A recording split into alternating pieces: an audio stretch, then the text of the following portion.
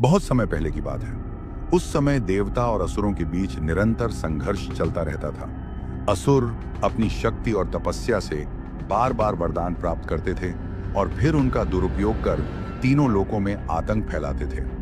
ऐसे ही एक असुर था, अंधकासुर। अंधकासुर का जन्म स्वयं भगवान शिव के शरीर से हुआ था। एक बार शिव जी गहरे ध्यान में लीन थे और उनके शरीर से एक पसीने की बूंद धरती पर गिर गई।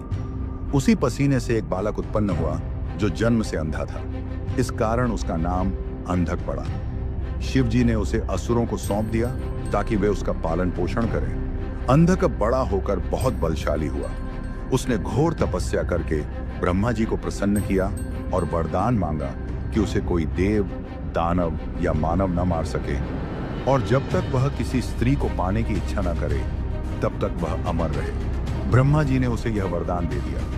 यह वरदान पाकर अंधक का अहंकार बढ़ गया। उसने सोचा कि अब उसे कोई नहीं मार सकता और वह तीनों लोकों का स्वामी बनने का सपना देखने लगा। समय के साथ अंधकासुर ने देवताओं पर आक्रमण किया। उसने स्वर्ग पर अधिकार कर लिया, इंद्र को पराजित किया, यज्ञों को नष्ट किया और धर्म का विनाश शुरू कर दिया। आर्षि मुनि डर के मारे वन वन में छिप गए। देवता पराजित होकर भगवान विष्णु के पास पहुंचे, लेकिन उन्होंने कहा कि अंधक का अंत केवल भगवान शिव ही कर सकते हैं। अंधकासुर की दृष्टि अब शिव जी की पत्नी माता पार्वती पर पड़ी। उसे बताया गया कि हिमालय पर एक अत्यंत सुंदर स्त्री रहती है जो शिव जी की अर्धांगिनी है।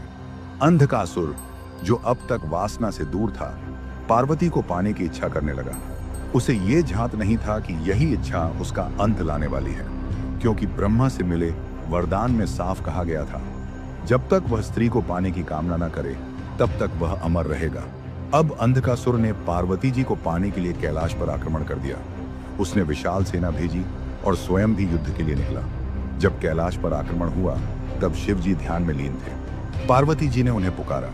शिव जी ने ध्यान त्यागा और देखा कि एक दैत्य उनके निवास पर हमला कर रहा है और उनकी पत्नी को बलपूर्वक ले जाना चाहता है। शिव जी का क्रोध 7वें आसमान पर पहुंच गया। उन्होंने अपनी सेना को तैयार किया।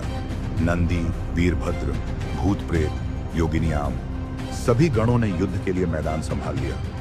दूसरी ओर अंधकासुर की सेना थी, मायावी, बलशाली और विशाल। युद्ध प्रारंभ हुआ। भगवान शिव स्वयं त्रिशूल लेकर रणभूमि में उतरे।